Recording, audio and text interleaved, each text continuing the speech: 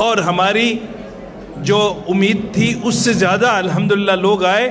اسی لیے اگر انتظام کے اندر کہیں کچھ تھوڑا بہت مسئلہ ہو تو براہ کرم اسے معاف کر دیجئے گا تاکہ اگلی دفعہ انشاءاللہ ہم اور بہتر طریقے سے کر سکیں گے. اور اگر آپ چاہیں تو اپنے فون نمبر وغیرہ بھی دے سکتے ہیں جو انتہائی صیغہ راز میں رکھے جائیں گے, اور آپ کے کوئی بھی سوال ہوں جو آپ چاہتے ہیں ابھی اس کا جواب دیں تو مفتی صاحب اس کا جواب دیں گے, مائک آپ تک آئے گا. اور اگر ممکن نہیں ہوا تو انشاءاللہ سوالات بعد میں ہم انشاءاللہ آپ کو جوابات دیں گے. میں گزارش کروں گا مفتی صاحب سے کہ وہ آ کر کے اپنا جو پروگرام ہے اسے پورا کریں. مفتی محمد شعیب صاحب پلیز برائے کرم خاموشی اختیار کیجئے. میں لڑکوں سے گزارش کروں گا کہ پلیز بیٹھ جائیے آپ لوگ.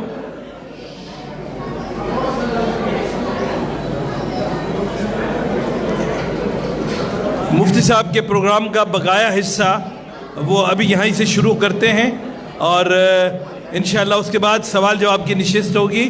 کوئی بھی سوال ہو آپ کے ذہن میں آپ پوچھ سکتے ہیں. مفتی محمد شعیب صاحب.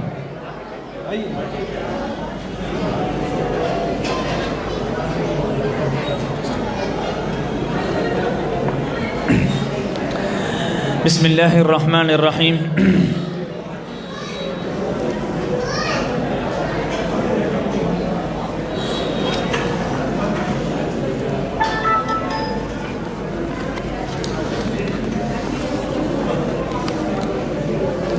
عبدالعزیز پروجیکٹر سٹارٹ کرو.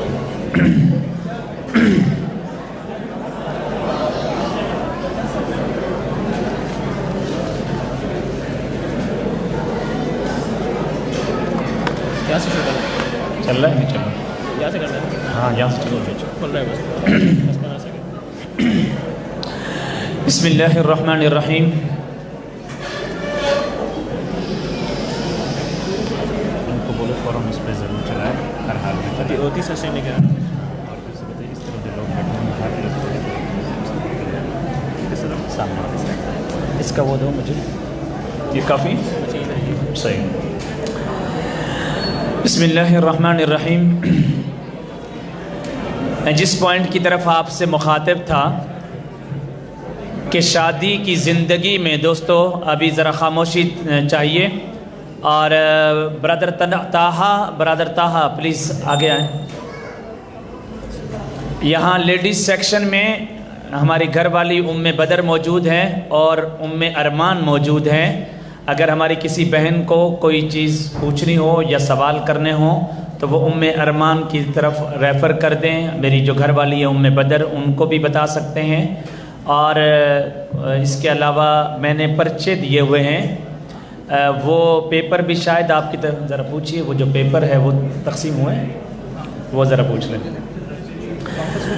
وہ آپ سب خواتین کی طرف وہ پیپر آ چکے ہوں گے. اس پہ آپ اگر کوئی بہن خود سے سوال بھی کرنا چاہیں گی تو کھڑی ہو کے سوال بھی کر سکتی ہیں, اور اگر وہ سوال اس پہ لکھ کے میری طرف بھیجنا چاہیں تو میں ان کا سوال لے لوں گا.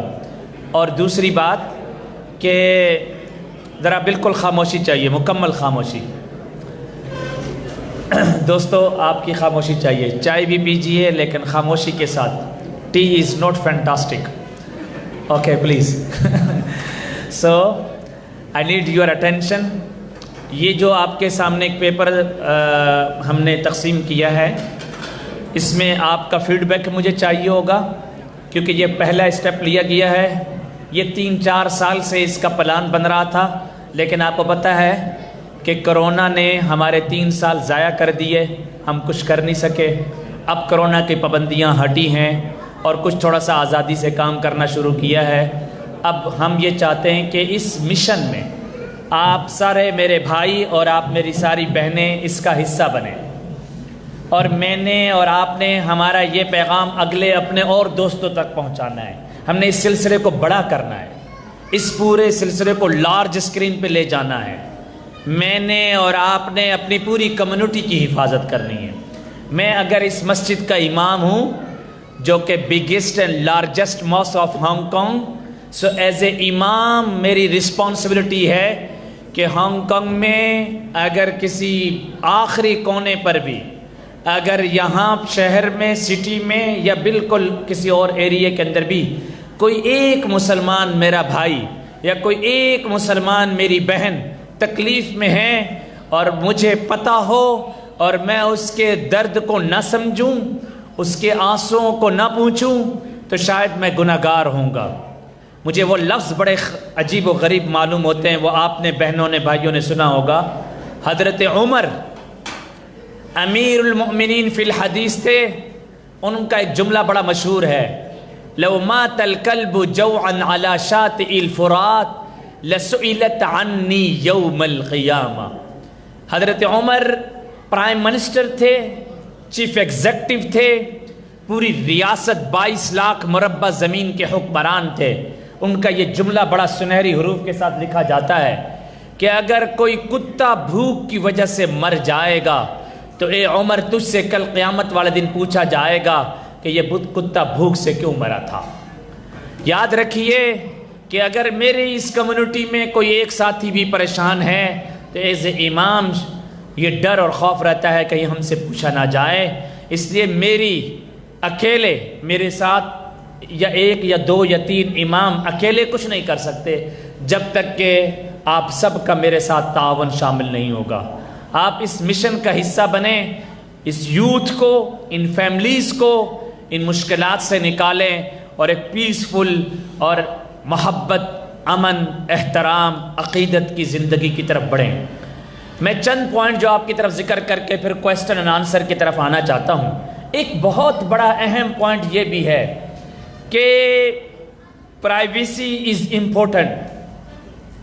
مردوں کو بھی چاہیے کہ وہ اپنے گھر کے حالات دوسروں کے سامنے ذکر نہ کریں، اور عورتوں کو بھی چاہیے کہ وہ اپنی مردوں کی کمزوریاں اور خامیاں کسی دوسرے کو ذکر نہ کریں۔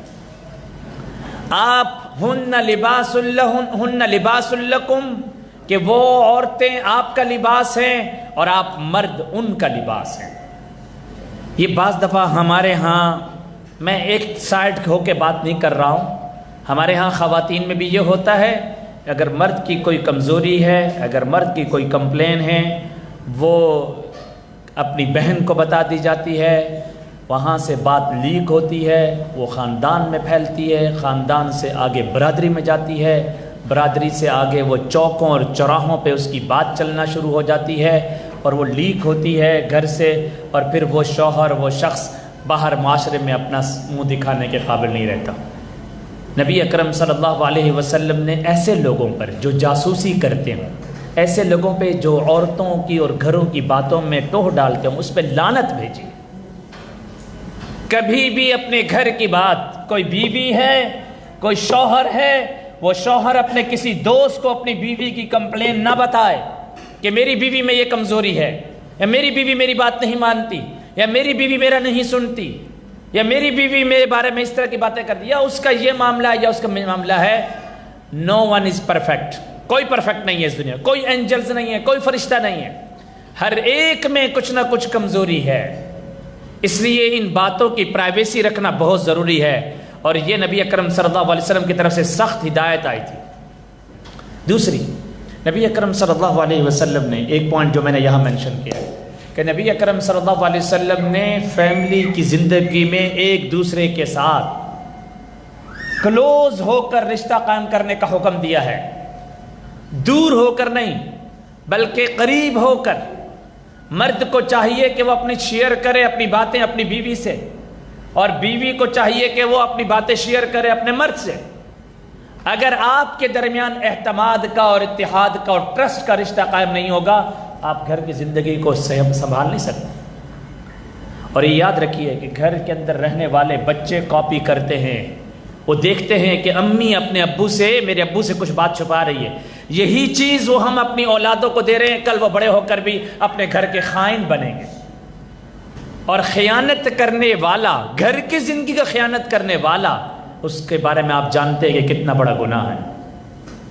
اس لیے اپنے آپ کو اعتماد دیجئے کہ وہ میرے گھر کی ذمہ دار ہے، مجھے شیئر کرنا چاہیے، اور اس کو بھی ٹرسٹ ہونا چاہیے کہ یہ میرے گھر کا ذمہ دار اور لیڈر ہے، یہ میرے گھر کی زندگی کو بلڈ کر رہا ہے، اس لیے ایک دوسرے کے ساتھ ٹرسٹ کا رشتہ قائم ہونا چاہیے۔ دوسری بات یہ ہے جو میں نے پہلے اس پہ ذکر کر دیا، اور جو ابھی ایک سوال بھی میرے بھائی امین الحق صاحب کی طرف سے آیا ہے کہ یہ جو تعویذات اور جادو کی باتیں کر کے اپنے سے جان چھڑا دی جاتی ہے، کوئی شک نہیں کہ نظر لگ جاتی ہے، کوئی شک نہیں جادو کے اثرات بھی ہوتے ہیں۔ خود نبی اکرم صلی اللہ علیہ وسلم پر بھی تو جادو کے اثرات ہوئے تھے، اور خود نبی اکرم صلی اللہ علیہ وسلم اس اثرات کا باقاعدہ شکار ہوئے، اور اس کے حل کے لیے قل اعوذ برب الفلق اور قل اعوذ برب الناس آئی بھی ہے۔ اور نبی اکرم صلی اللہ علیہ وسلم کے لیے کہ نبی اکرم صلی اللہ علیہ وسلم خود یہ فرما رہے ہیں، خود گھر کی زوجہ مطہرہ عائشہ فرما رہی ہیں کہ نبی اکرم صلی اللہ علیہ وسلم نے ایک کام کیا، تھوڑی دیر کے بعد، حالانکہ کچھ زیادہ ٹائم نہیں گزرا، وہ بھول گئے نبی اکرم صلی اللہ علیہ وسلم، تکلیف میں تھے، تو باقاعدہ دو فرشتے آئے، ایک فرشتہ پاؤں کی سائڈ پہ کھڑا ہوا، ایک فرشتہ سر کے دہانے پہ کھڑا ہوا، دونوں نے سفید لباس پہنا ہوا تھا، اور دونوں ایک دوسرے سے مکالمہ کر رہے ہیں، اور بتایا گیا کہ ایک یہودی نے باقاعدہ سوئیوں کے اندر ایک گٹھا بنا رکھا تھا اور وہ کنویں میں ڈالا ہوا تھا، اور اس نے جادو اور اثرات کر کے نبی اکرم صلی اللہ علیہ وسلم کو تکلیف پہنچانے کی کوشش کی تھی۔ اور خود نبی اکرم صلی اللہ علیہ وسلم کی حدیث ہے العین حق، نظر لگ جایا کرتی ہے، اور ہم نے اپنے بڑوں سے سنا ہے، اور یہ حدیث بھی اس کی طرف اشارہ ہے کہ نظر اتنی خطرناک چیز ہے کہ بعض دفعہ وہ اونٹ کو ہانڈیاں میں لے آتی ہے، اس کو موت کا شکار کر دیتی ہے۔ لیکن اس کے اندر ایک غلط بیماری جو میری پاکستانی کمیونٹی میں جو مجھے دیکھنے کے اندر ملی، میں اگر یہاں پر کھل کر بات نہیں کروں گا تو پھر میں کہاں پہ کھل کے بات کروں گا؟ اور مجھے بڑے افسوس سے کہنا پڑتا ہے کہ پیسوں کا یا یہ کہ باہر کے آنے جانے کا یا سونے اور چاندی یا اسی طریقے کی کثرت کی وجہ سے باقاعدہ پاکستان میں جا کر مختلف لوگ ایک دوسرے کا نام دے کر غلط قسم کے لوگوں سے مل کر اثرات ڈالنے کی کوششیں کرتے ہیں۔ مجھے ایک فیملی ملی ہے اور میں بہت سارے راز اپنے سینے میں رکھتا ہوں، اور ایز اے امام میری ذمہ داری بنتی ہے کہ میں ان رازوں کو اپنے سینوں میں رکھوں، اور آج تک میں نے کبھی بھی کسی کے نام کے ساتھ مینشن کر کے یا کسی کے اس واقعے کی طرف اشارہ کر کے بھی میں نے کسی کو سامنے یہاں جمعے کے بیان کرتے ہوئے مجھے 9 سال ہو گئے ہیں کولون مسجد کے اندر، کبھی میں نے ذکر نہیں کیا، کہ یہ ایک سینے میں ایک امانت ہے اور ہر گھر کی امانت۔ اور میں یہاں سب بچیوں کو اور یہاں نوجوانوں سے بھی کہہ دینا چاہتا ہوں کہ آپ اپنے امام کے ساتھ کلوز ہو کر ان کے ساتھ اپنی بات شیئر کیجئے، مت ڈریے کہ کوئی ڈسکلوز ہو جائے گا، یا مت ڈریے کوئی بات پھیل جائے گی، کسی پہ آپ کا اعتماد ضرور ہونا چاہیے۔ تو ایک فیملی سے میں واسطہ پڑا، ایک نوجوان بچہ ہے، اس کی زبان بندی کر دی گئی ہے اثرات کر کے، اور وہ پچھلے 10 سال سے وہ نوجوان لڑکا زبان بندی کا شکار ہے، اور مختلف قسم کے جادو اور ٹونے کا وہ شکار ہے۔ اس لیے ان بری عادتوں سے اپنے آپ کو بچانا چاہیے اور اپنے آپ کو محفوظ رکھنا چاہیے، اللہ کی پناہ میں آنا چاہیے، اور اس سے بچنے کے لیے سب سے بہترین ذریعہ یہ ہے کہ صبح و شام آپ کی زبان پہ استغفار ہو۔ الحمدللہ رب العالمین کے بارے میں آتا ہے کہ یہ سورۃ الشفا ہے، اللہ لا الہ الا هو الحی القیوم کے بارے میں آتا ہے کہ یہ آیت الکرسی آپ کے پورے گھر کی حفاظت کرنے والی ہے۔ یہ باقاعدہ احادیث کی دعائیں ہیں، بسم اللہ الذی لا یضر مع اسمہ شیء فی الارض ولا فی السماء وهو السمیع العلیم۔ یہ نبی کی حدیث بخاری کے اندر بھی ہے، مسلم کے اندر بھی ہے۔ نبی اکرم صلی اللہ علیہ وسلم فرمایا کہ جو کوئی بھی، اور رئیس الادعیہ میں فرمایا کہ یہ دعاؤں میں سب سے بڑی دعا ہے، جو کوئی بھی اس دعا کو پڑھے گا وہ ہر قسم کے فساد سے بچا رہے گا۔ اور ایک دعا میں آپ بہنوں کو اور بھائیوں کو تحفے کے طور پہ بھی دینا چاہتا ہوں، وہ دعا بڑی دلچسپ ہے جو مجھے اپنے بزرگوں سے ملی ہے، اور وہ قرآن کی دعا ہے۔ وہ کیا ہے؟ سلام قولا من رب الرحیم، سلام قولا من رب الرحیم۔ اگر کوئی بھی شخص مغرب کی نماز کے بعد 41 بار اگر کوئی بھی پڑھے، مصلی پہ بیٹھ کے پڑھے، انشاءاللہ تعالی اس کے ذہن کی، اس کے دماغ کی، اس کے گھر کی ساری پریشانیاں دور ہو جائیں۔ اسے پڑھتے رہیے، انشاءاللہ جب آپ اس کی ترتیب بنائیں گے تو کسی طریقے سے آپ کے اوپر کسی قسم کا کوئی اٹیک نہیں ہوگا۔ یہ بھی وہی دعا کی گئی ہے کہ آپ کو پتہ، never under estimate the power of دعا۔ کیا آپ دعا کی پاور کو سمجھیں؟ اور میں نے ایک نقطہ آپ کے سامنے رکھا تھا جو پہلے میں نے آپ کو بتانا چاہ رہا تھا کہ جب آپ بچپن سے ایک بچے کو قریب رکھتے ہیں تو نیچرلی طور پر وہ بچہ کسی کی محبت اور پیار میں گرفتار ہوتا ہے، اور وہ محبت ہوتی ہے باپ کی، وہ محبت ہوتی ہے ماں کی۔ اور جب بچہ 15-16 سال سے اوپر کراس کر رہا ہوتا ہے، نیچرلی طور پر وہ ایک اٹیچمنٹ مانگتا ہے، وہ لمس مانگتا ہے، وہ کسی کے ساتھ ٹچ ہونا، کسی کے ساتھ مل جانا مانگتا ہے۔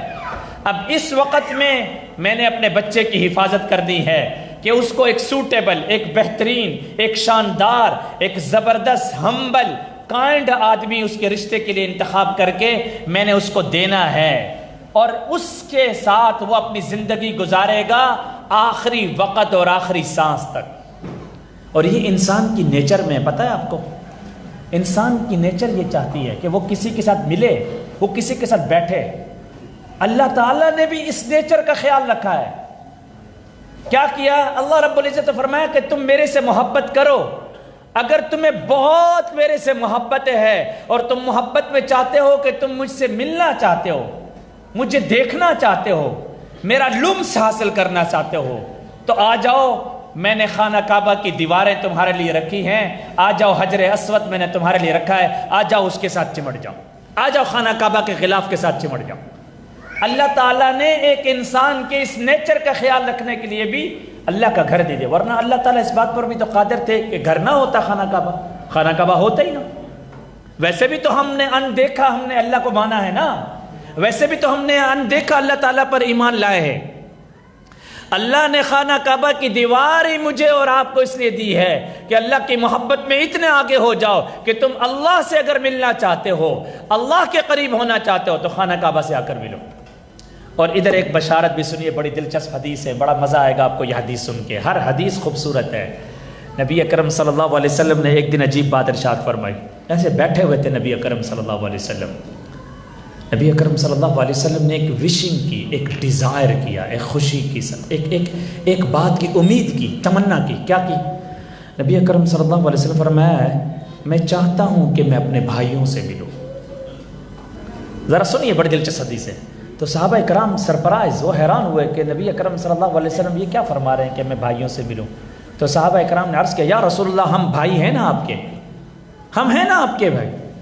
اللہ اکبر کبیرہ، لا لا، نہیں، تم میرے صحابی ہو، میرے ساتھی ہو، میرے دوست ہو، میرے companion who.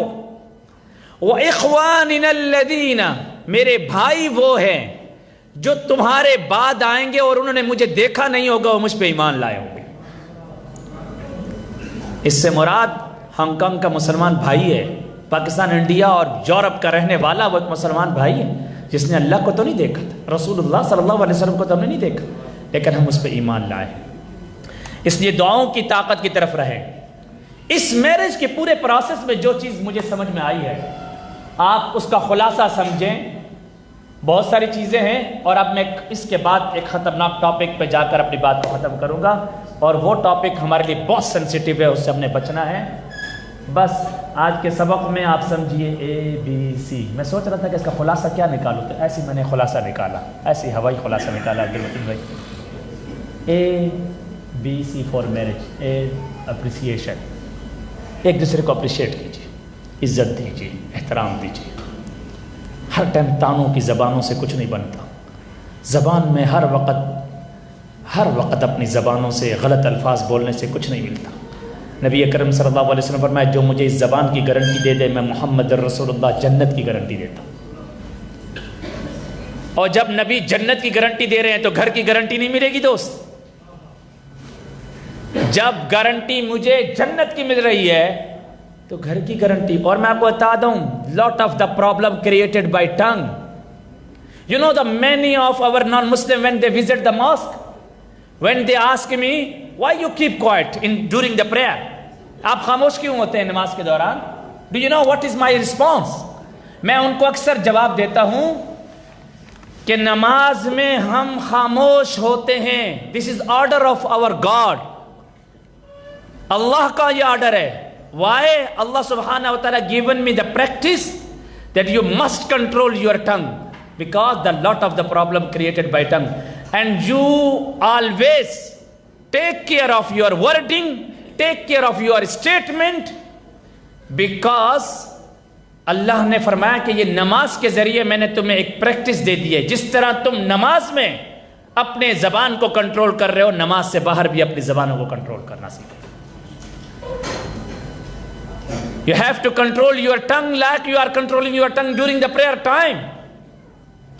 So the problem اکثر و بیشتر یہاں پہ کریٹ ہوتی ہے زبانوں کی وجہ سے, اور اکثر ہمارے پاس جو پھڈے آتے ہیں وہ اسی وجہ سے آتے ہیں. اس نے مجھے ایسا بولا, مجھے تانا دیا مفتی صاحب, مجھے اور سب کچھ کہہ دیتا, میں برداشت کر جاتی, یہ والی جو بات کی ہے میں برداشت نہیں کروں گی. مفتی صاحب بس مجھے خلا چاہیے, چھٹی چاہیے مجھے, میں نہیں دیکھنا چاہتی اس کی شکل. ہم فوراً پیک پہ پہنچ جاتے ہیں. اور میں کئی دفعہ کہتا ہوں جذبات میں رہ کر فیصلے نہیں ہوتے. تو اپریسیشن کو دیکھیے, ایک دوسرے کا احترام کیجئے. Number 2, be patient. آج میں جب یہ لیکچر تیار کر رہا تھا تو میں اپنے ایک طالب علم سے کہہ رہا تھا کہ یار یہ بتاؤ صبر کا لفظ قرآن میں کتنی بار ہے. یا عمر حمزہ تم ادھر ہو؟ Where is Umar? How many time the صبر ورڈ ان دا قرآن کریم؟ 114 نا, 114 بار صبر کا لفظ قرآن میں آیا ہے. صبرہ 13 times. 13 times and word sabr is 114 times. 114 times. ماشاءاللہ. یہ ہمارا قرآنی کمپیوٹر بوائے ہے جی. یہ ہے میرا شاگرد, میں اپنا لیکچر تیار کرنے کے لیے اس سے مدد لیتا ہوں. He is my student. MashaAllah is the Quranic computer boy. You know very well about his qualities. MashaAllah. He memorized whole the Quran by verse number, by page number, by surah number. اس کو پورا قرآن computer کی طرح یاد ہے الحمدللہ. میں topic سے ہٹ رہا ہوں. صبر کا لفظ قرآن پاک میں 114 بار آیا ہے, اور جتنی بار یہ لفظ آیا ہے یہ مجھے اور آپ کو جھنجھوڑ رہا ہے کہ اپنی زندگی میں صبر لاؤ. صبر نہیں ہے, واللہ صبر نہیں ہے. سارا پھڈا ہی صبر کا ہے, سارا مسئلہ ہی صبر کا ہے. حوصلہ نہیں ہے, تحمل نہیں ہے, بردباری نہیں ہے, اور جذبات میں آ کر منہ سے الفاظ نکال دیتے ہیں, اور غصے میں آ کر طلاقیں دے دیتے ہیں. ایک صاحب میرے پاس آئے, مجھے آ کر کہتے ہیں مفتی صاحب میں نے تو غصے میں طلاق دی تھی. میں نے کہا یار رسگلہ اور چمچم کھا کر کوئی طلاق نہیں دیتا, طلاق دی غصے میں دی جاتی ہے. کوئی اپنی بیوی کو نا برتھ ڈے کا کیک دیتے ہوئے یہ نہیں کہتا bye dearest wife take this cake and also get the one طلاق اینڈ ڈیورس. کوئی ایسا نہیں کرتا. اسی صبر میں تو کنٹرول کرنا ہے میں نے آپ کو, میں نے اور آپ نے, ہم نے صبر میں ہی تو اپنے آپ کو کنٹرول کرنا ہے. اس لیے جو پیشن کا لفظ ہے یہ مجھے اور آپ کو ہمیشہ رکھنا ہے. جس بہن سے اگر صبر چھوٹ گیا, میں صاف کلیئر کہہ رہا ہوں, جس میرے نوجوان سے صبر چھوٹ گیا ہے, میں صاف بتا رہا ہوں وہ زندگی میں کامیابی اختیار نہیں کر سکتا کبھی اس کی زندگی میں. اور سی کہا کمیونیکیٹ اینڈ کوپریٹ. کمیونیکیشن کیجیے, کوپریٹ کیجیے. ان باتوں کے بعد اب میں آخری بات کی طرف اپنی بات کو لے جاتا ہوں, اور وہ بات ہے جو ہمارے معاشرے کو دیمک کی طرح کھا رہی ہے. رسول اللہ صلی اللہ علیہ وسلم نے فرمایا تھا ابغض الحلال الی اللہ تعالی الطلاق. اس دنیا میں جو چیز حلال کی ہے اس میں سب سے مبغوض ترین چیز, سب سے گندی ترین چیز طلاق ہے. 30 سال کے بعض دفعہ کیس آ جاتے ہیں, زندگی اکٹھے گزاری, اولادیں جوان ہو گئی, شرم ہمیں بھی آتی ہے بعض دفعہ, سر شرم سے جھک جاتا ہے, اولادیں جوان ہو گئی اور لڑائی جھگڑا کر لیا, طلاقیں دے کے آ گئے. اور جب سارا پھڈا کر جاتے ہیں نا پھر آتے ہیں مفتی صاحب کے پاس, ارے بھائی پہلے آ جایا کرو نا. تو زندگیاں کیوں اس طرح کھیلی جاتی ہے؟ وہ عورت جس نے 30 سال آپ کو دیے, وہ عورت جس نے 20 سال کی جوانی کا حسن تمہیں دیا, سیکریفائس کیا, تمہاری اولاد کو سنبھالا, بس کھانے میں نمک تھوڑا، کھانے میں نمک زیادہ، فلاں چیز تو نے نہیں کی، فلاں میرے یہ نہیں کی، میری بات نہیں مانی، خلاص طلاقیں دینا شروع کر دی، تھوک کے حساب سے طلاقیں دینا شروع کر دی۔ رسول اللہ صلی اللہ علیہ وسلم کی ایک حدیث ہے جس میں نبی اکرم صلی اللہ علیہ وسلم غضبناک ہوئے۔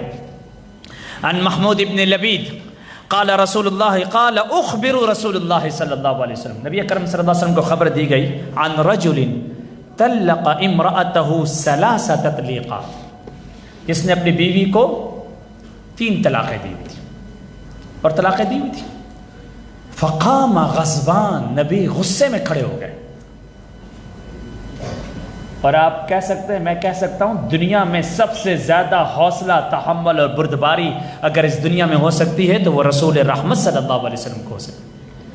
فقام غضبان، یہ میں حدیث کے الفاظ سنا رہا ہوں، نبی اکرم صلی اللہ علیہ وسلم غصے میں کھڑے ہو گئے۔ ثم قال، پھر نبی اکرم صلی اللہ علیہ وسلم فرمایا، ایلعب بکتاب اللہ عز وجل وانا بین اظہرکم، تم کتاب اللہ کے ساتھ کھلواڑ کر رہے ہو، تم قرآن کے ساتھ مذاق اڑا رہے ہو، اور میں تمہاری زندگی میں موجود بھی ہوں، یعنی تم طلاقیں دے رہے ہو اور میں تمہارے سامنے موجود ہوں۔ نبی اکرم صلی اللہ علیہ وسلم نے اس پر سختی سے ارشاد فرمایا۔ اور یاد رکھیے، میں اکثر بیشتر کہتا ہوں کہ صبر سے کام چلاؤ۔ جو مرد بھی، جو عورت بھی بغیر کسی وجہ کے طلاق کا مطالبہ کرتی ہے، آپ سنیے میں حدیث کیا ہے۔ نبی اکرم صلی اللہ عن ثوبان قال قال رسول اللہ صلی اللہ علیہ وسلم، ایما امرأۃ سألت زوجہا طلاقا، جو عورت بھی اپنے شوہر سے طلاق کا مطالبہ کرتی ہے، فی غیر ما باس، بغیر کسی وجہ کے، یا کوئی وجہ تھی لیکن اتنی بڑی وجہ نہ تھی کہ طلاق کر نوبت پہنچ جائے، نبی اکرم صلی اللہ علیہ وسلم فحرام علیہا رائحۃ الجنہ، اس آدمی پر، اس عورت پر جنت کی خوشبو بھی حرام، خوشبو بھی حرام۔ اس لیے یہ سینسٹیو لفظ ہے، کبھی اس نوبت تک نہ لے جائیں کہ ان الفاظوں کو، طلاقوں کو جاری کر دیا جائے اور ڈگری جاری کر دی جاتی ہے، اور پھر بھائی اکثر کہتے ہیں مفتی صاحب ایسا ہو گیا، ایسا ہو گیا، یہ کیسے ہو سکتا ہے؟ بھائی آپ کی زبان کنٹرول میں نہیں ہے نا، اس کے قصور اسلام اور قرآن تو نہیں ہے نا، آپ نے اپنی زبان کو غلط استعمال کیا، اب یہ کیوں کہہ رہے ہیں کہ شریعت بہت سخت ہے؟ آپ اپنے قصور کا الزام قرآن اور حدیث میں کیوں دیتے ہیں؟ زبان آپ کی صحیح نہیں ہوئی، الزام لگا دیا مولوی صاحب پر، او یار مولوی صاحب آپ نے اتنا سخت فتویٰ دے دیا۔ آپ ذرا ایک نقطے کو سمجھیے، شیخ عبد الوہاب شعرانی نے بڑی عجیب بات کی ہے، انہوں نے بڑی شاندار بات کی، انہوں نے کہا، اچھا یہ جو میں بات آپ کو بتانا چاہ رہا ہوں اس کو میں قرآن سے بھی ایک عجیب بات بتاتا ہوں۔ انہوں نے کہا کہ جب نکاح ہوتا ہے نا، میں بھی یہاں کئی دفعہ نکاح پڑھاتا رہتا ہوں، تو آپ کو پتہ ہے جب نکاح ہوتا ہے نا تو شوہر کو جب یہ کہا جاتا ہے یا بیوی کو یہ کہا جاتا ہے کہ میں تمہارا نکاح فلاں کے ساتھ کر رہا ہوں، اتنے حق مہر کے ساتھ، روبرو گواہوں کے، شریعت محمدیہ کے مطابق، کیا تم نے اپنے نکاح میں اس کو قبول کیا؟ یہ ورڈنگ ہوتی ہے، آپ لوگوں نے سنا ہوگا۔ ایک مرتبہ جب عورت کہہ دیتی ہے جی مجھے قبول ہے، شوہر ایک مرتبہ بولتا ہے جی مجھے قبول ہے، بس نکاح منعقد ہو جاتا ہے۔ No need to say second time, no need to say to third time, 2 بار 3 بار کہنا کوئی ضروری، بولو نا دوست، ضروری؟ اب ایک مرتبہ کہنے سے عورت بیوی بن گئی شوہر کی، ایک مرتبہ کہنے سے شوہر بن گیا اپنی بیوی کا، ایک مرتبہ کہنے سے، یہ ہوا نا، یہ بات ایسا ہے۔ تو اس کا تقاضا کیا ہے کہ جب ایک مرتبہ کہنے سے نکاح ہوا ہے تو پھر ٹوٹنا بھی ایک مرتبہ کہنے سے ہونا چاہیے تھا نا۔ یہ سمجھ میں بات، ایک مرتبہ اگر کوئی شخص یہ کہتا کہ میں نے تمہیں طلاق دے دی، بس ختم بات۔ جس طرح ایک مرتبہ نکاح اور ایجاب و قبول کرنے سے ساری زندگی ایک دوسرے کے لیے حلال ہو گئے، تو ایک مرتبہ طلاق کہنے سے بھی تو ساری زندگی ایک دوسرے کے لیے حرام ہو جانے چاہیے تھا نا۔ لیکن اللہ بڑا رحیم ہے، Allah is most gracious, Allah is most merciful. Allah نے فرمایا نہیں چلو میرے بندے ہو، کبھی جذبات آ جایا کرے گی، غصہ آ جایا کرے گا، تو ٹھیک ہے، میں تمہیں ایک سے زیادہ 2 آپشن اور دیتا ہوں۔ جب تم ایک مرتبہ طلاق دے رہے ہوگے تو تمہیں بتایا جا رہا ہوگا، ارے سوچو تم کیا کر رہے ہو، کس کی زندگی برباد کر رہے ہو، کیوں اپنی زندگی برباد کر رہے ہو۔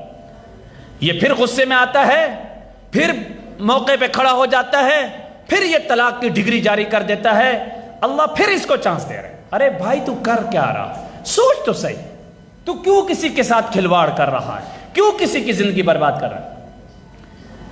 اللہ اس کو اس دوسرے آپشن کے بعد ایک تیسرا آپشن بھی دیتے ہیں کہ اب صبر کر جا، اب نہ بولنا، اب احتیاط کے ساتھ رہنا۔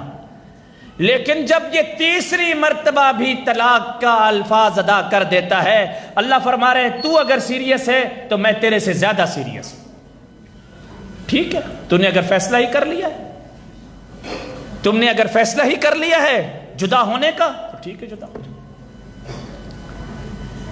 ان طلاق، اچھا یہ جو لفظ ہے نا، میں نے بتایا نا نکاح ایک مرتبہ ہے تو طلاق ایک مرتبہ۔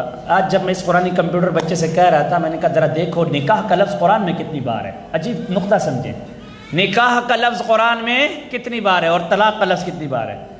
عجیب نقطہ آج جو مجھے آج پتہ چلا ہے کہ قرآن میں نکاح کا لفظ 23 ٹائم آیا ہوا ہے، 23 بار آیا ہوا ہے، اور طلاق کا لفظ بھی 23 ٹائم 23 مرتبہ آیا ہوا ہے۔ اور آگے اس نے بڑا عجیب و غریب نقطہ نکلا، اس نے کہا استاد جی کہ قرآن میں رجل آپ جانتے مرد کو بولتے ہیں، اور امرأہ بولتے ہیں عورت کو۔ قرآن میں رجل کا لفظ 24 بار ہے اور امرأہ کا لفظ بھی 24 بار ہے۔ یہ قرآنی حکمت عجیب و غریب ہے۔ اور آگے انہوں نے بتایا کہ 75 مرتبہ 75 مرتبہ مصیبت کا لفظ ہے اور 75 مرتبہ شکر کا لفظ ہے، کہ جب جب مصیبت آ جائے صبر کرو، شکر کرو، اللہ اس مصیبت سے تمہیں نکال دے گا، صبر کرو بس۔ تو میرے دوستو، صریح الفاظ وہ ہوتے ہیں کہ اگر کوئی شخص اپنی بیوی کو طلاق طلاق طلاق کے الفاظ بولے گا، ختم جائے گا وہ نکاح۔ اور اس کے اندر ایک تشریح موجود ہے۔ بہرحال بعض فقہائے کرام یہ کہتے ہیں کہ ایک مجلس کے اندر اگر اس نے کئی دفعہ بولا تو وہ 1 کاؤنٹ ہوگی، وہ 3 نہیں ہوگی۔ لیکن ایک بہت بڑا طبقہ علماء کا یہ بھی ہے کہ بہرحال اس نے 3 دفعہ بولا تو طلاقیں ہو جائے گی۔ لیکن طلاق کا لفظ تو خطرناک ہے، آپ اس نوبت پہ جاتے کیوں ہیں بھائی؟ کیوں لے جاتے ہو اس گھر کو طلاق کے الفاظ کی طرف؟ اپنے آپ کو بچاؤ ان لفظوں سے۔ اور یہ ہیں وہ صحیح الفاظ، اور کچھ الفاظ ایسے ہیں۔ ایک فیملی کا واقعہ ہے، وہ دونوں گئے کہیں، ہم ہانگ کانگ کے 2 کپل کی بات کر رہا ہوں، 2 نوجوان ہیں، لڑکا لڑکی یہاں کی، ان کی شادی ہوئی، ہنی مون منانے کے لیے گئے کہیں پہ۔ تو شادی کے اس نے جا کر وہاں پہ کچھ آپس میں باتیں کی، طلاق دی باتوں میں کہ تو ایسی ہے، تو فلاں ہے، یہ ہے وہ ہے۔ پھر ایک اور موقع پر بھی اس طرح باتیں کرتے ہوئے کچھ لفظ بول دیا، ایک اور موقع پر بھی بول دیا۔ اب ظاہر ہے جب 3 الگ الگ موقع پر ڈفرنٹ پوائنٹ پر بھی اس نے وہ بولی تو سب کے نزدیک طلاق ہو جاتی ہے، تو طلاق دے دی اس نے۔ لڑکی نے بھی اس کو کوئی اتنا بڑا سمجھا نہیں کہ بھائی پتہ نہیں ہوئی ہے نہیں ہوئی کیا وہ۔ کچھ مہینے گزرنے کے بعد میرے پاس آیا، کہیں گوگل وغیرہ کے اندر مسئلہ دیکھا تو یہ ہے کہ اسے طلاق تو ہو گئی۔ تو میں نے اس لڑکے سے پوچھا کہ تم نے یہ ایسا کیوں کیا؟ کہنے لگا نہیں مفتی صاحب، جس طرح نکاح ریٹن ہوتا ہے تو طلاق بھی تو ریٹن ہوگی نا۔ Without written of divorce it will be not valid. یہ کہاں سے لے کر آئے بھائی؟ آپ کھڑے ہو کر جہاں پر بھی ان الفاظ کو ادا کریں گے، ان الفاظ سے طلاق واقع ہو جائے گی۔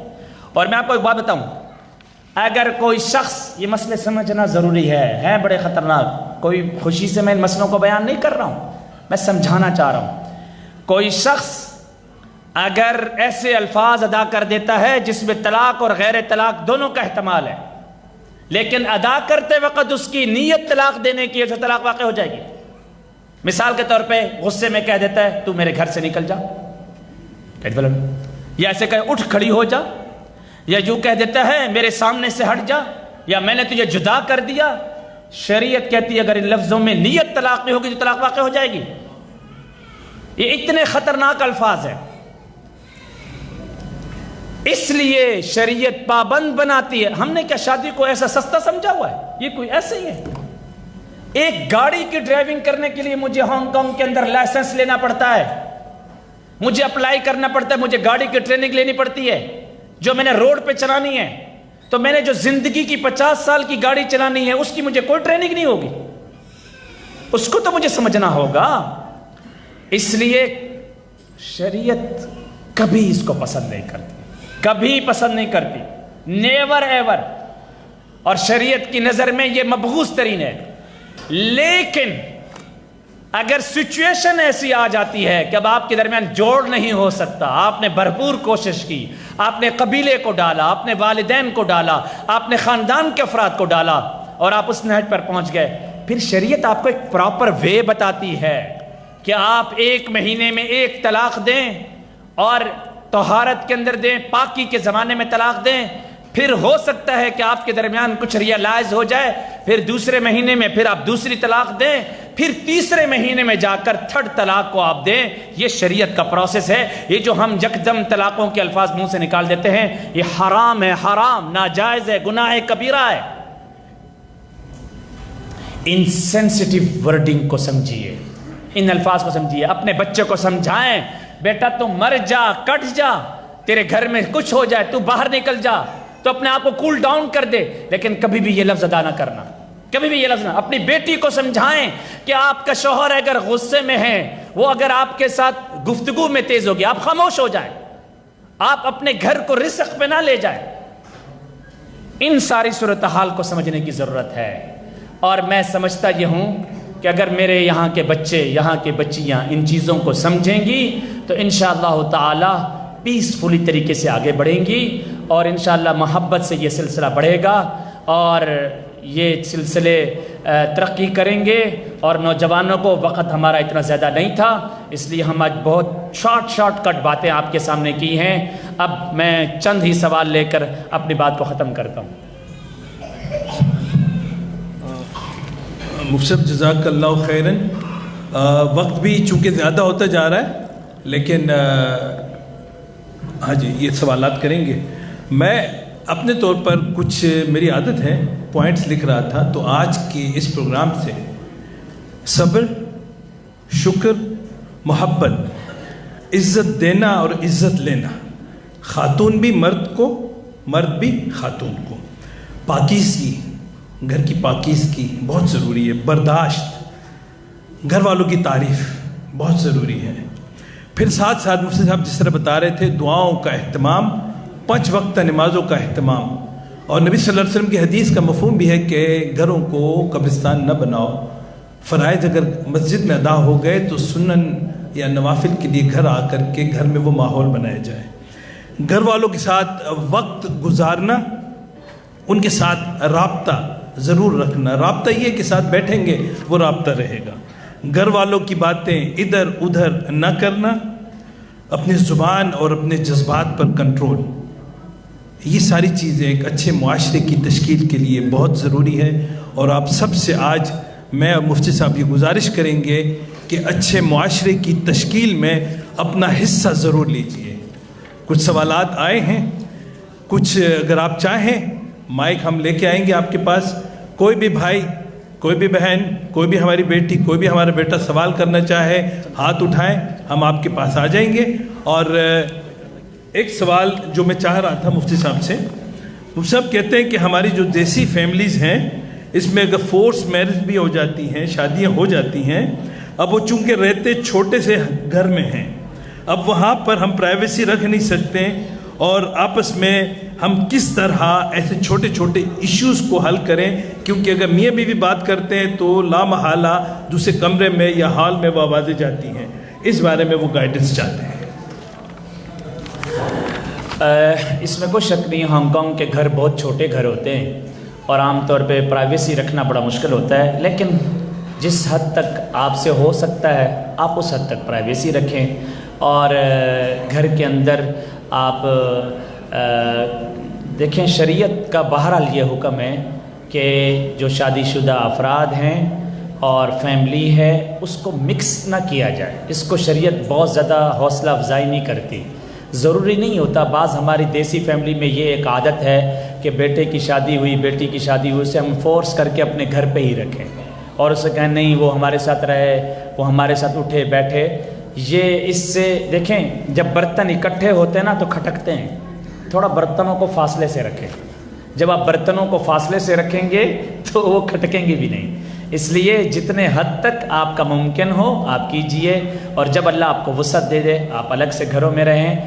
خود اللہ بھی چاہتا ہے کہ تم میرے کعبہ کے قریب قریب زیادہ نہ آؤ. آپ کو پتہ ہے ایک بات سمجھیے نقطے کو, یہ خانہ کعبہ ہے نا, خانہ کعبہ, اس کے ارد گرد پہاڑ ہے, اور اللہ تعالیٰ کیا فرماتے ہیں, آؤ میرے پاس, کعبہ کے پاس آؤ, دعا کرو, چند دن رہو, پھر چلے جاؤ, پھر نئی امید اور تمنا لے کر آؤ. یہ خانہ کعبہ کے ارد گرد سارے پہاڑ ہیں, ورنہ اللہ تعالیٰ چاہتے بڑا سا میدان رکھ لیتے ہیں. اللہ تعالیٰ نے پہاڑ رکھے کہ جتنی جتنی ضرورت ہے اس کو کاٹتے جاؤ, بناتے جاؤ. تو بہت زیادہ کنجسٹڈ ہو کے رہنا, گھچ مچ کے رہنا اور گھس گھس کے رہنا, ایک دوسرے کی باتوں کے اندر رہنا, اسے شریعت پسند نہیں کرتی. جس حد تک آپ افورڈ کر سکتے ہیں آپ اکٹھے رہیں. آپ کے لیے ممکن اگر ہو آپ لے سکتے ہوں کرائے پر یا دور یا فاصلے پہ, تو آپ کو الگ رہنا چاہیے اور ماں باپ کے ساتھ ان کی خدمت کرنے کا جتنا موقع ہو وہ کرنا چاہیے. کوئی سوال اور صاحب کی طرف سے آنا چاہے تو کر سکتے ہیں. جی جی جی جی مائک دیجیے خالد.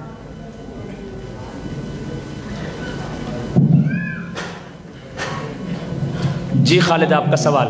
السلام علیکم. السلام. مجھے ایک چھوٹی سی سوال پوچھنا ہے کہ شروع میں مفتی ارشد صاحب بول رہے تھے کہ شادی کرو تو اپنے حساب کا کرو, ایجوکیٹڈ ہو, آپ ایجوکیٹڈ ہو تو ایجوکیٹڈ ہو. تو میرا سوال یہ ہے کہ لوگ تو بولتے ہیں جوڑی تو اللہ بناتا ہے, تو یہ مجھے پتہ نہیں ہے کہ جو میرے ڈیسٹینی میں لکھا ہے وہی مجھے ملے گا, تو میں کیسے چوز کر سکتا ہوں؟ میں چوز کروں ابھی الحمدللہ مجھے اللہ تعالیٰ نے بڑی اچھی بیوی دی ہے, الحمدللہ. میں پہلے غلط راستے میں تھا, پھر میں الحمدللہ صراط المستقیم پہ بھی الحمدللہ جا رہا ہوں. امی کو بولا میرے لیے شادی کر لے, میرے امی نے میرے پاکستان سے میرے لیے چوز کیا, میں نے خود ایکسیپٹ کیا, شادی ہوئی ہے. تو میرا کوشچن یہ ہے کہ جو مفتی صاحب بول رہا تھا کہ آپ کو جو زوجہ ہے آپ کو چوز کرنا ہے, آپ کو لیول کا ہونا چاہیے. ہمارا نبی صلی اللہ علیہ وسلم بھی پہلی بیوی اس سے چند سالوں بڑی تھی, تو ایگزامپل دی آپ کو. یس میں سمجھ گیا آپ کے سوال کو. اصل میں نبی اکرم صلی اللہ علیہ وسلم کو اللہ رب العزت نے ایک بھی نہیں, روایات کے مطابق 11 بیویاں عطا فرمائی, اور حضرت خدیجہ سے نکاح ہونے کے پیچھے ایک بہت بڑی حکمت تھی. کچھ چیزیں ایسی ہیں جو نبی کے ساتھ خاص تھیں. تو نبی اکرم صلی اللہ علیہ وسلم کی وہ زوجہ تھیں, اور اس کی وجہ سے ایک بزنس چلا تھا, ملٹی نیشنل لیڈی تھی, وہ اپنے بزنس کو پوری دنیا میں پھیلا رہی تھی, اور وہ نبی کے اخلاق سے متاثر ہوئی تھی, اسی نے اسلام قبول کیا تھا. جہاں تک بات یہ ہے کہ وما ينطق عن الهوى, نبی جو بھی کام کر رہے تھے وہ اللہ کی مرضی اور منشا کے مطابق کر رہے تھے. ہمیں کیا کرنا ہے ہمارے نبی نے ہمیں بتایا. ہمارے نبی نے وہ جو میں نے حدیث کوٹ کی, ہمارے نبی نے صاحب بتایا. دوستو مال کو نہ دیکھنا, دوستو حسن کو نہ دیکھنا, دوستو ہائیلی اسٹیٹس کو نہ دیکھنا. when someone come to you with the proposal of marriage which is suitable for you, just for deen, don't look the property, business, wealth or highly status or her face or his looking very smart, اس کو مت دیکھو, بلکہ آپ نے دیکھنا ہے کہ دینی اعتبار سے یہ رشتہ آپ کے لیے قابل ہے. تو اب کوئی اوپر سے آ کر آپ کو نہیں یہ بتائے گا ہاں کہ ہاں یہ رشتہ ٹھیک ہے یا غلط ہے. آپ اور میں انسان ہیں, ہمارے اوپر وحی نازل نہیں آتی.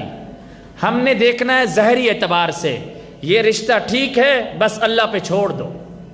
اچھا میں جتنا بتاؤں, جتنا ہم کیڑے نکالنے کی کوشش کرتے ہیں نا, یہ ایسا نہیں، یہ ویسا نہیں، اس میں یہ کمی، اس میں یہ کمی، اس میں کی، تو اتنا ہم پھنستے چلے جاتے ہیں۔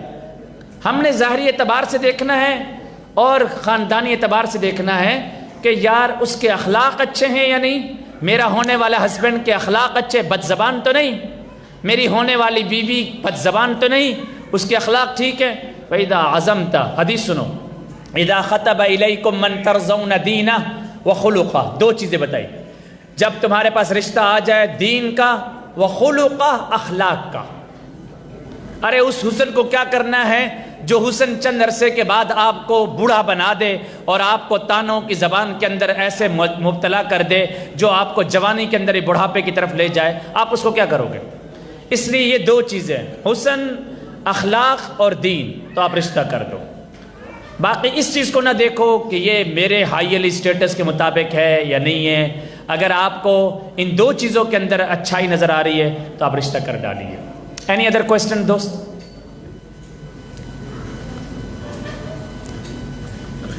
میرا خیال ہے ہمارا time coffee, yes brother Khwaja.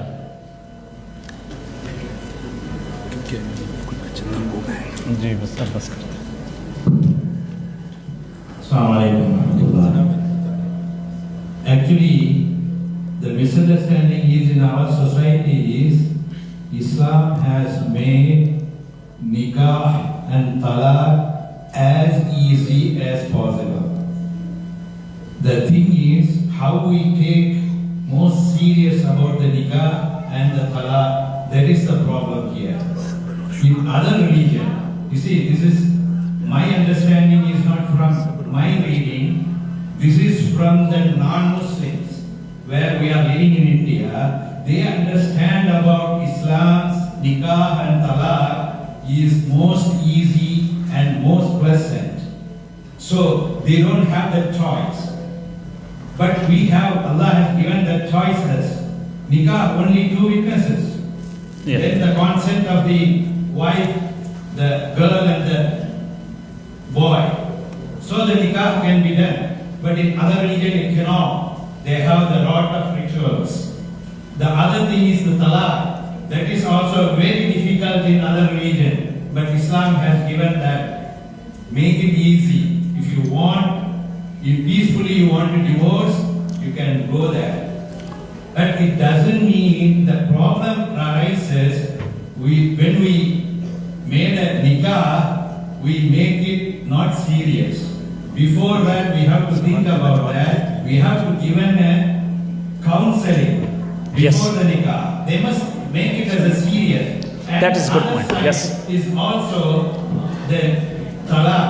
Then the other one is, I am very much think about this. The talaq, mutalaq, what you say is triple talaq in one sitting. That is, we call it as talaq-e-bid'ah. I don't think that is according to Islam. It is allowed. If anybody says triple talaq at one sitting, it should be taken as one talaq. It is not triple talaq. This is my understanding from the Quran, because the Quran says at-talaqu marratani. There should be 2 times. It has to be repeated. Yeah, go to your question. Yes, very important matter. As you mentioned that for getting is no doubt in Islam is marriage is very easy and Islam encouraging to people. Rasulullah sallallahu alaihi wasallam many times addressing to young generation and saying to ya ma'shar ash-shabab man istata'a minkum al-ba'ata falyatazawwaj. Please do nikah. Because of the nikah you will be protected. But as you mentioned in your question that we must keep the basic knowledge about the marriage, about the nikah. You know that yesterday brother Zach is here. One of our brother, he said that one of non-Muslim, he was वो जो मुल्हिद होता है क्या बोल atheist.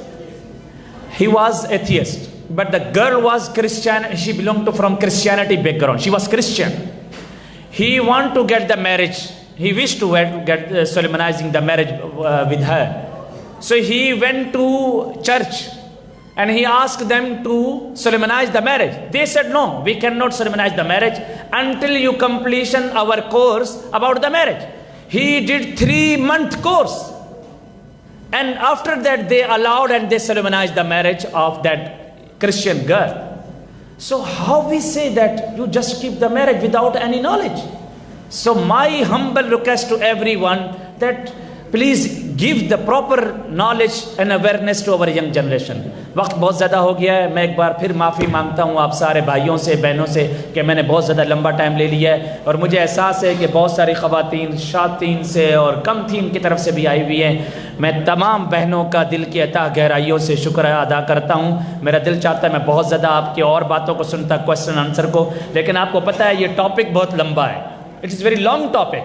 If you open the Bukhari and Muslim and Hadith, lot of Hadith. If you open the fiqh book, 100 of pages regarding only mahar, only talaq, only nikah. So it is long topic. May Allah subhanahu wa ta'ala bless all of us.